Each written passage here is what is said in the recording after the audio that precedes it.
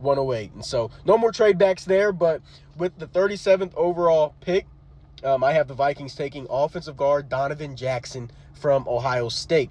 Top 30 visit for the Vikings, I believe. He shined at left guard for the Buckeyes. But what I like about him is his versatility as well. And he can play tackle. He has some tackle versatility. And when Josh Simmons went down for Ohio State, he stepped in and did well. And that's worth pointing out because we don't know when Christian Darrisaw exactly will be back. But on paper, the Vikings do have a top 5 to 10-ish offensive line, in my opinion. And the left guard spot is really the kind of the last question mark there. I wouldn't be mad if they went in there with Blake Brandel again.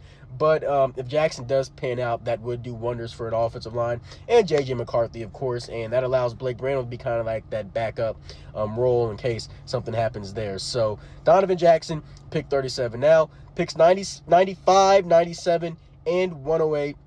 The Vikings already have the 97th overall pick going into the night as that comp pick for Kirk Cousins leaving, and 95 and 108 I traded for in this exercise. So going in order, Jamari Caldwell, interior defensive lineman, Oregon, cornerback Dorian Strong, Virginia Tech, and tight end Harold Fannin Jr., Bowling Green, all long-term needs for the Vikings. They need more, youth developmental options there. Caldwell, teammate of Derek Harmon. It's a player that the Vikings could take at 24 or somewhere in the first round as well. And I believe Harold Fannin, he was the most productive just receiver in general in college football last year. And the Vikings, tight end is a sneaky need because Josh Oliver's in a contract year and they didn't bring back Johnny Muntz. So 5th round, pick 139, running back Rashard Smith, SMU. I believe another top 30 visit for the Vikings. The Vikings are going to need a long-term running mate next to Jordan Mason in the backfield. I do like Aaron Jones, but he is getting up there in age.